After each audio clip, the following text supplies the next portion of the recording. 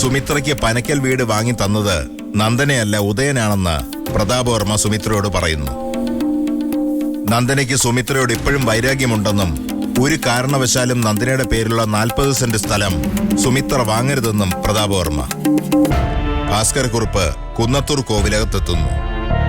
കാർത്തിക ചില രഹസ്യ വിവരങ്ങൾ ഭാസ്കരക്കുറുപ്പിൽ നിന്നും അറിയാൻ ശ്രമിക്കുന്നു. ഭാഗീരഥി അമ്മയുടെ മരണം സ്വാഭാവികമായിരുന്നില്ല എന്ന ഭാസ്കരക്കുറുപ്പിന്റെ വാക്കിൽ നന്ദനയ്ക്ക് വിഷമം. മുത്തശ്ശിയുടെ മരണത്തിൽ ദുരൂഹതയുണ്ടെന്ന് നന്ദന ഉദയനോട് പറയുന്നു. ഉദയനും നന്ദനയും വിവരങ്ങൾ അറിയാൻ ഉദയന്നൂരിലേക്ക് പോകാൻ തീരുമാനിക്കുന്നു. ഉദയന്നൂരിലെത്തുന്ന നന്ദനയും ഉദയനും. സ്വപ്നത്തിൽ മുത്തശ്ശി വന്ന് ചില കാര്യങ്ങൾ പറഞ്ഞെന്ന് നന്ദന. ഇനി തുടർന്ന് കാണുക. വെറും സ്വപ്ന അല്ല അമ്മായി, അതിലെന്തോ സത്യമുണ്ട്.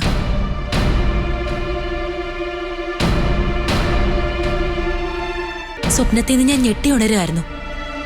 അവസാനം മുത്തശ്ശി പറഞ്ഞ വാക്കുകൾ ഇപ്പോഴും എന്റെ ചെവിയിലുണ്ട്. ഞാൻ മരിച്ചതല്ലെന്നാ മുത്തശ്ശി പറഞ്ഞത്.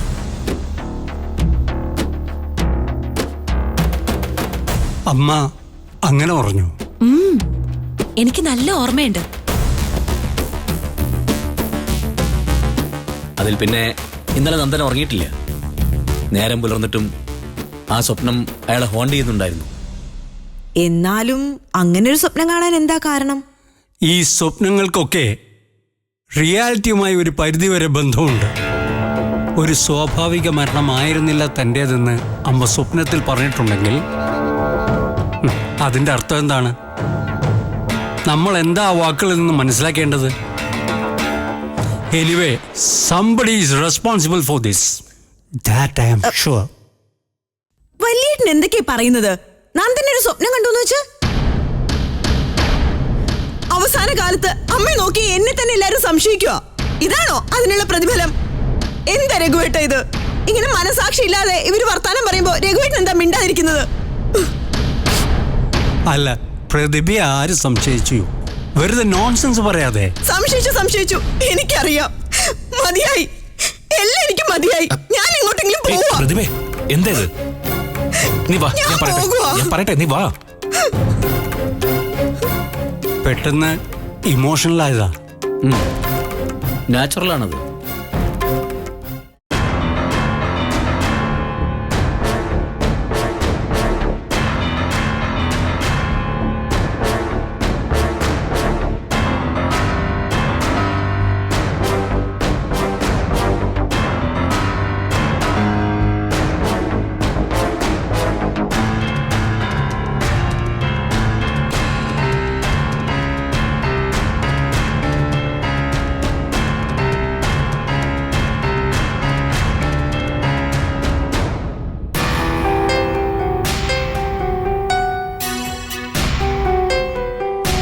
മുത്തശ്ശിയെ സ്വപ്നം കണ്ടതായി നുണ പറയാൻ ശരിക്കും മടിയുണ്ടായിരുന്നു. അതൊരാവശ്യമായിരുന്നെന്ന് ഇപ്പൊ തോന്നുന്നു. അതൊരു കളവാണെന്ന് വിചാരിക്കണ്ട. മനസ്സിലുണ്ടായിരുന്ന സംശയം ഒരു സ്വപ്നത്തിന്റെ പേരിൽ അവതരിപ്പിച്ചു എന്ന് കരുതിയാൽ മതി. പ്രതിഭയുടെ ക്ഷോഭവും കരച്ചിലും ഒരു പ്രതിരോധമായിട്ടാണ് എനിക്ക് തോന്നിയത്. രക്ഷപ്പെടുത്താൻ എന്ന പോലെ അമ്മാവൻ പെട്ടെന്ന് അമ്മായിയെ മുറിയിലേക്ക് കൊണ്ടുപോവുകയും ചെയ്തു. സംതിങ് റോങ് എന്നാണ് എനിക്ക് തോന്നുന്നത്. മുത്തശ്ശിക്ക് എന്താ സംഭവിച്ചെന്ന് പിടിച്ചു നിർത്തി ചോദിക്കേണ്ടതാ. എന്തെങ്കിലും വ്യക്തമായ സൂചന കിട്ടിയിട്ട് മതി. ഇതൊരു നിസ്സാര വിഷയമല്ല. കൈകാര്യം ചെയ്യുന്നത് സൂക്ഷിച്ചായിരിക്കണം.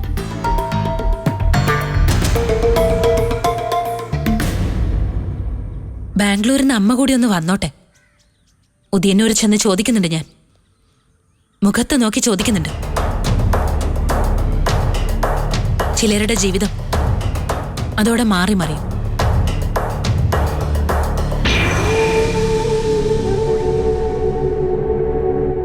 നിന്റെ ബഹളവും നിലവിളിയൊക്കെ കണ്ടപ്പോ കാര്യങ്ങൾ കൈവിട്ടു പോകുമെന്ന് ഞാനൊന്ന് ഭയപ്പെട്ടു. അത്രയെങ്കിലും കാണിച്ചില്ലെങ്കിലേ കൈവിട്ടു പോകുമെന്നായിരുന്നു എന്റെ പേടി. ഉദയേട്ടൻ, നന്ദന, നിങ്ങളുടെ വല്യേട്ടൻ മൂന്നും കാഞ്ഞ ബുദ്ധിയുള്ള പുള്ളികളാണെന്ന് ഓർക്കണം. സൂക്ഷിച്ചു നിന്നില്ലെങ്കിൽ അപകടമാ. എന്തായാലും എന്റെ നമ്പർ ഏറ്റു. അധികം തങ്ങാതെ 3 പേര് സ്ഥലം വിട്ടല്ലോ. വലിയേട്ടൻ എന്തോ ഡൗട്ട് അടിച്ച ലക്ഷണം. നോട്ടത്തിലൊക്കെ ഒരു സംശയഭാവം ഉണ്ടായിരുന്നു. അത് സംശയം തോന്നിയിട്ടൊന്നുമല്ല. നിങ്ങളുടെ വലിയേട്ടന്റെ മുഖം എപ്പോഴും അങ്ങനെ. എന്നാലും അതല്ല, അമ്മയുടെ മരണവുമായി ബന്ധപ്പെട്ട് നന്ദന ഇപ്പൊ ഒരു സംശയവുമായി വന്നത് എന്താന്നാ ഞാൻ ആലോചിക്കുന്നത്. ഇന്നലെ അമ്മയെ സ്വപ്നം കണ്ടെന്നല്ലേ അവള് പറഞ്ഞത്? അത് വെറുതെ ആയിരിക്കും. പിന്നെ സ്വപ്നം, അവക്കെന്താ ദിവ്യദൃഷ്ടിയുണ്ടോ ഓരോന്ന് ഗണിച്ചെടുക്കാൻ? അല്ലെങ്കിലും അമ്മ മരിച്ചിട്ട് 1 കൊല്ലവും 1.5 മാസവും കഴിഞ്ഞു. ഇപ്പോഴാണോ സ്വപ്നത്തെ കാണുന്നത്? പിന്നെ എന്താണെന്നാ നീ പറയുന്നത്? ഇതിന്റെ പിന്നിൽ ആരോ ഉണ്ട് രഘുവേട്ടാ. അത് ഇനി വിദ്യേച്ചയായിരിക്കോ? ആയിരിക്കാനിടയുണ്ട്. ഏട്ടത്തിയുടെ സ്വഭാവം അനുസരിച്ച് അങ്ങനെ എന്തെങ്കിലും തോന്നിയാ എനിക്കോ നിങ്ങൾക്കോ ഒരു കോള് വരേണ്ടതാണ്. നമ്മൾ എന്തായാലും ഈ സംഗതി സീരിയസ് ആയിട്ട് എടുക്കണം. എന്തെങ്കിലും ഒരു വിവരം പുറത്തറിഞ്ഞാലുള്ള കാര്യം ഞാൻ പറയണ്ടല്ലോ.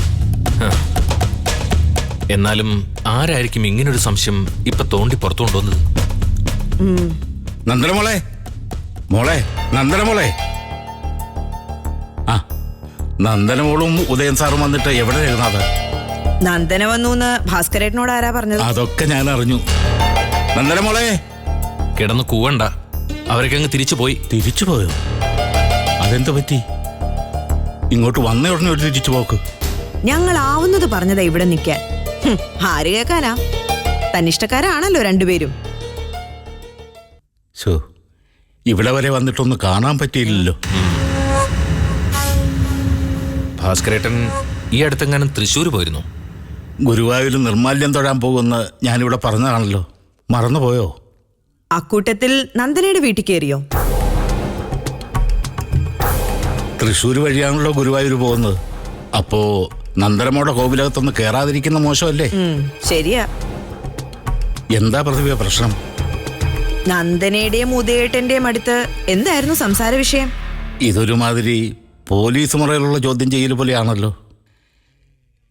എനിക്കവരോട് ഇന്നതേ സംസാരിക്കാൻ പാടുള്ളൂ എന്നുണ്ടോ? സംസാരിക്കാൻ പാടില്ലാത്ത ചില കാര്യങ്ങളുണ്ട് ഭാസ്കരേട്ടാ. അതെന്തൊക്കെയാണെന്നൊന്ന് പറഞ്ഞേ കൊള്ളായിരുന്നു. ഇനിയാണെങ്കിലും ശ്രദ്ധിക്കാവല്ലോ. പറഞ്ഞുതരാം.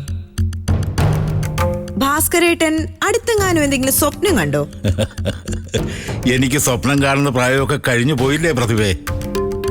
എന്നാലും ഒരു സ്വപ്നമുണ്ട്, ആർക്കും ശല്യം ഉണ്ടാക്കാതെ അങ്ങ് പോണേന്ന്. അത് ഈശ്വരനോട് അപേക്ഷിക്കുന്നുമുണ്ട്. അല്ല, നന്ദന ഒരു സ്വപ്നം കണ്ടു എന്ന് പറഞ്ഞതുകൊണ്ട് ചോദിച്ചതാ.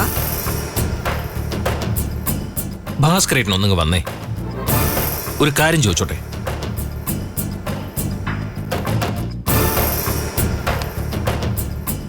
അമ്മയുടെ മരണവുമായി ബന്ധപ്പെട്ട് ഭാസ്കരേട്ടൻ എന്തെങ്കിലും സംശയമുണ്ടോ? ഉണ്ടോ ഭാസ്കരേട്ടാ? എനിക്ക് അങ്ങനെ ഒരു സംശയമുണ്ടെന്ന് നിങ്ങൾക്ക് സംശയമുണ്ടോ?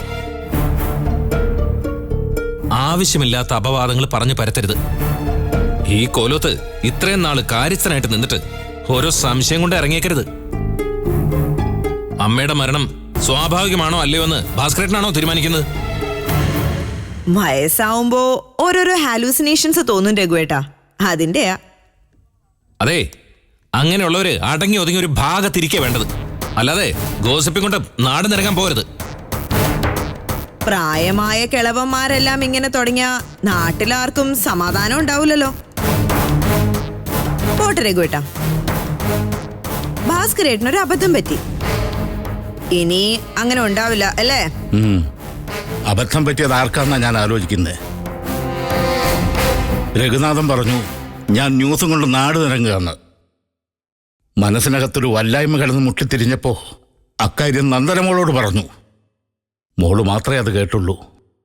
ഓ, അത് ശരി. എന്തായിരുന്നു പറഞ്ഞത്?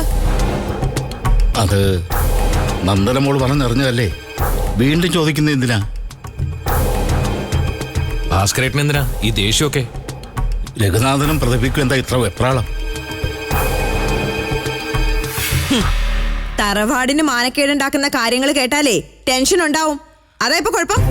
തറവാടിന്റെ മാനക്കേടിനേക്കാൾ വലിയ ചില കാര്യങ്ങളുണ്ട്. പ്രതിഭ എന്നെ കാണാൻ തുടങ്ങിയിട്ട് ഇത്ര നാളെ ആയിട്ടുള്ളൂ. എന്നാൽ രഘുനാഥന്റെ കാര്യം അതല്ല. ഓർമ്മ വെച്ച നാൾ മുതലേ എന്നെ കാണുന്നത്. ഭാസ്കരൻ ആരാണെന്നും ഉദയന്നൂർ എന്ത് സ്ഥാനമാണ് ഉണ്ടായിരുന്നെന്നും രഘുനാഥൻ അറിയാം. അവിടെ ഞാനായി തെറ്റുകാരി. ഇക്കണക്കിന് പോയാ പുതുതായി എന്തൊക്കെ അനാവശ്യങ്ങൾ പറഞ്ഞുണ്ടാക്കുന്ന ആർക്കറിയാം? ഞാനായിട്ട് പുതിയതായൊന്നും പറഞ്ഞുണ്ടാക്കിയില്ല. പക്ഷെ പഴയതെന്തെങ്കിലും മറഞ്ഞിരിപ്പുണ്ടെങ്കിൽ അതറിയാൻ ശ്രമിക്കും. അമ്മ തമ്പുരാട്ടിയെ ചികിത്സിച്ച ഡോക്ടറെ കണ്ടിട്ടായാലും അതറിയാൻ ശ്രമിക്കും. അല്ലെങ്കിൽ എനിക്ക് സ്വസ്ഥത കിട്ടില്ല. ഭീഷണി പോലെ ആണല്ലോ രഘുവേട്ട സംസാരം. അല്ല പ്രതിഭേ, ഭീഷണിപ്പെടുത്താൻ ഞാനാര്? വെറും ഒരു കാര്യസ്ഥൻ. ഉദയന്നൂരിൽ നിന്ന് ശരിക്കും ഉപ്പ് ചേർത്തിട്ടുള്ള ആഹാരമാണ് ഞാൻ കഴിച്ചിട്ടുള്ളത്. അതിന്റെ കുത്തലായത്. അങ്ങനെ വിചാരിച്ചാൽ മതി.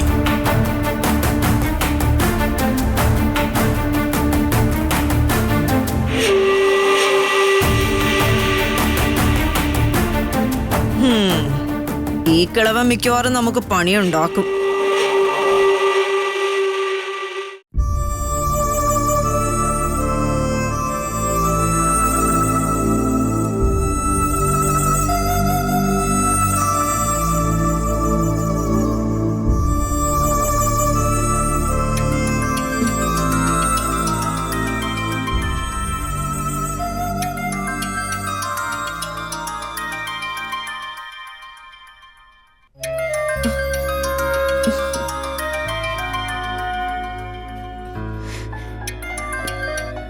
മനുഷ്യട്ടാ, എന്താ മനുഷ്യട്ടാ ഇത്?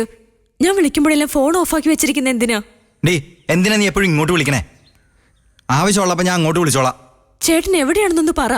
ഓ, അതറിഞ്ഞിട്ട് ഇപ്പൊ നീ എന്ത് ചെയ്യാനാ? എടി, പോലീസുകാർ പിന്നെ വന്നോന്ന് പറ. 2-3 തവണ വന്നിരുന്നു. എന്നെ അമ്മയെ ചോദ്യം ചെയ്തു. മനീഷണ്ണ ഇപ്പൊ എവിടെയാണെന്ന് അവർക്ക് അറിയണം. ഓ, അപ്പൊ പോലീസുകാർക്ക് പറഞ്ഞു കൊടുക്കാനാണോ ഞാൻ എവിടെയാണെന്ന് നീ ഇപ്പൊ അന്വേഷിച്ചത്?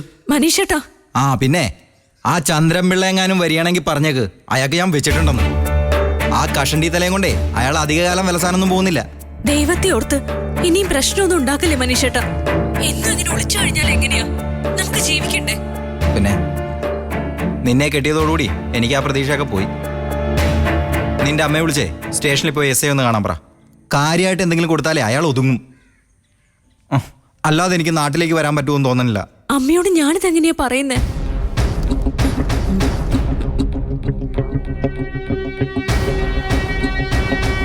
എടീ, നല്ല മലയാളത്തിൽ പറയണം.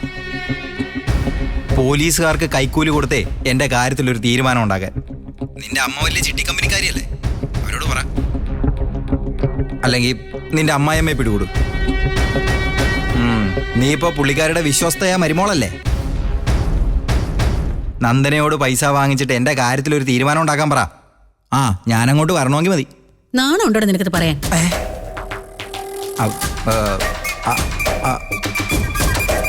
നീയായിട്ടുണ്ടാക്കിയ പ്രശ്നം നീ തന്നെ അതിന് പരിഹാരം കാണണം. ഇയാളിപ്പോ ഇങ്ങോട്ട് വന്നില്ലെങ്കിലും ഞങ്ങൾക്കൊന്നുമില്ല. അമ്മേ, നീ എന്തോന്നും മിണ്ടാത്തത്? അഭിപ്രായം ഇല്ലേ? പിന്നെ അഭിപ്രായം. മനീഷേ, ഹലോ മനീഷേ.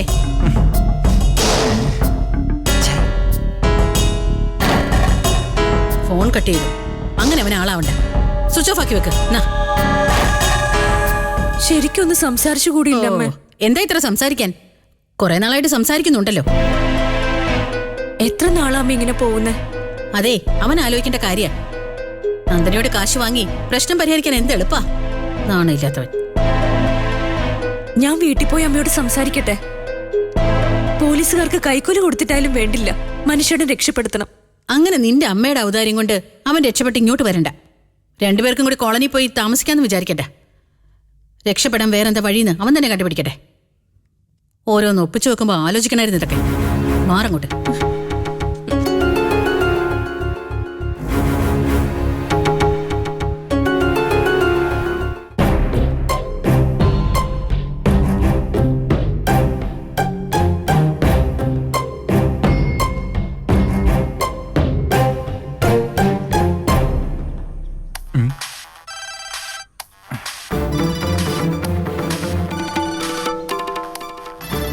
അയ്യ, കിളി കണ്ടില്ലേ?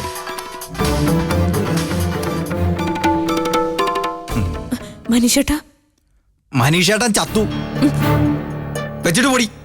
അവളുടെ അമ്മയ്ക്ക് കൊണ്ട് ഫോണും കൊടുത്തിട്ട് നിനക്കിട്ടും വെച്ചിട്ടുണ്ടേ. അങ്ങോട്ട് വരട്ടെ. അങ്ങോട്ട് എങ്ങനെ പോകും?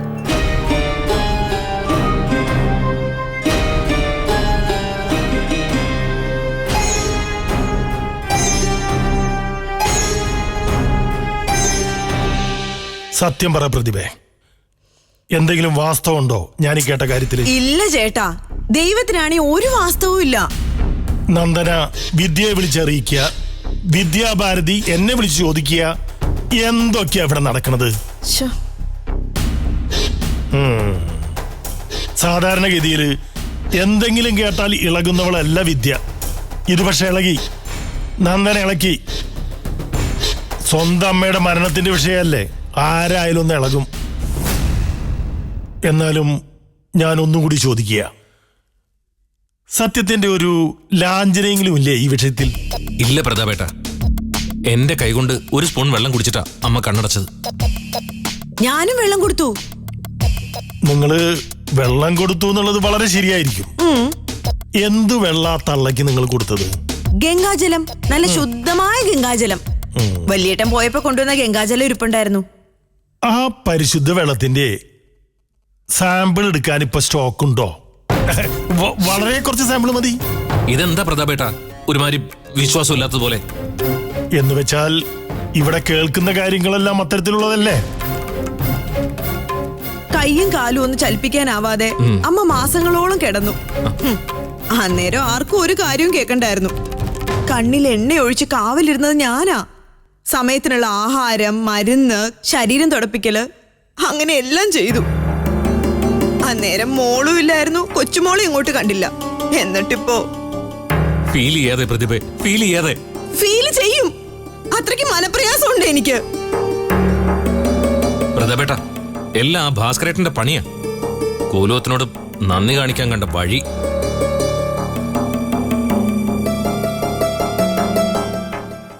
ഭാസ്കരക്കുറുപ്പ്. നമുക്കൊരു കാര്യം ചെയ്താലോ? അയാളെ എങ്ങോട്ട് തട്ടിക്കളഞ്ഞാലോ? തട്ടേണ്ടതേ അയാളെ അല്ല, ഉദയനെ നന്ദനെയാണ്. അവരെ ഇനിയും കയറൂരി വിട്ടാ നമുക്ക് നിരന്തരം ശല്യമായിരിക്കും. സംശയം എന്താ? നമുക്ക് കൂടി അനുഭവിക്കാൻ അർഹതപ്പെട്ട മുതല് കൈയടക്കി വെച്ചിരിക്കല്ലേ. എന്നിട്ട് നമുക്ക് തന്നെ പാരയാവുക. മുത്തശ്ശിയുടെ മരണത്തിൽ സംശയം തോന്നിയിട്ട് ആള് CBI ആയിട്ട് ഇറങ്ങിയിരിക്കുക. കൂട്ടത്തിലൊരു ഉദയനും. പല തവണ നമ്മൾ ഒങ്ങിയതാ പ്രതാപേട്ട. ഇനി കാത്തിരിക്കണ്ട. അതൊക്കെ നമുക്ക് ശരിയാക്കാം.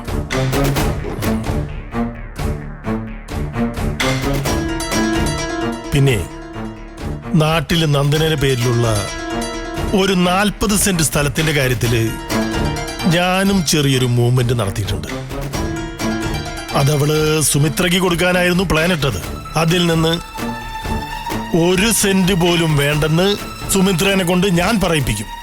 അതിനുള്ള കളിയൊക്കെ ഞാൻ കളിച്ചിട്ടുണ്ട്. അതിന്റെ പങ്ക് പക്ഷേ നിങ്ങൾ ചോദിക്കരുത്. നന്ദന തട്ടിപ്പോയതിനു ശേഷം അത് ഞാൻ കൈവശപ്പെടുത്തും. പ്രതാപേട്ടനത് മുഴുവൻ എടുത്തോ? പിന്നെ തോന്നുവാണെങ്കിൽ അതിന്ന് ഞങ്ങൾക്ക് എന്തെങ്കിലുമൊക്കെ തന്നാ മതി. പിന്നീട് തോന്നാൻ ഇടയില്ല പ്രതിഭേ. അത് പിന്നത്തെ കാര്യം. ഇപ്പോ നന്ദനയുടെയും ഉദയന്റെയും ചീട്ട് കീറുന്ന കാര്യം പറ. അത് ഫൈനലൈസ് ചെയ്യല്ലേ? യെസ്. ഉദയനും നന്ദനയ്ക്കും ഒരേ സമയത്ത് മരണം, ഒരുമിച്ചൊരു അന്ത്യയാത്ര. എല്ലാം വെൽ പ്ലാൻഡ് ആയിരിക്കണം. ഒരു പഴുതുപോലുമില്ലാത്ത ആസൂത്രണം. അതെ, വെൽ പ്ലാൻഡ് ആയിരിക്കണം. ഇനി കാത്തിരിക്കുന്നതിൽ അർത്ഥമില്ല.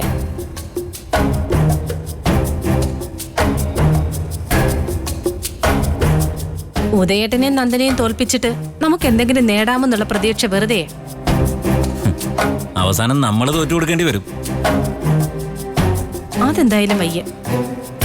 ഉദയേട്ടൻ വേണമെങ്കിൽ ജയിച്ചോട്ടെ, പക്ഷെ നന്ദന, അവൾ ഇത്രയും നാള് ജയിച്ചു. ഇനി അത് അനുവദിച്ചു കൊടുക്കാൻ പറ്റില്ല. അനിയന്റെ ഭാര്യ ആയതുകൊണ്ട് ഏതിനും 2ാം ഊഴക്കാരിയാണ് കാർത്തിക എന്നൊരു വിചാരം ഉണ്ടെങ്കിൽ അത് മനസ്സിൽ വെച്ചാ മതി. അവൾ എവിടെ കൈവച്ചിട്ടുണ്ടോ അവിടുന്നെല്ലാം എനിക്ക് തിരിച്ചടിയാ കിട്ടുന്നത്. എല്ലാം കൂടെ പലിശയും കൂട്ടുപലിശയും ചേർത്ത് കൊടുത്ത് ഒറ്റയടിക്ക് ഇരുത്തണം അവളെ. പ്രതാപേട്ടനെ വിളിക്കാം. എന്താ ചെയ്യാൻ പറ്റണേന്ന് നമുക്ക് 3 ആൾക്കും കൂടി ആലോചിക്കാം.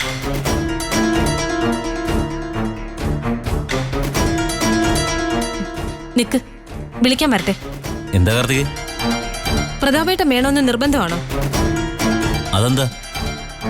ഒരാളുടെ സഹായം വേണ്ടെന്നാ എന്റെ അഭിപ്രായം.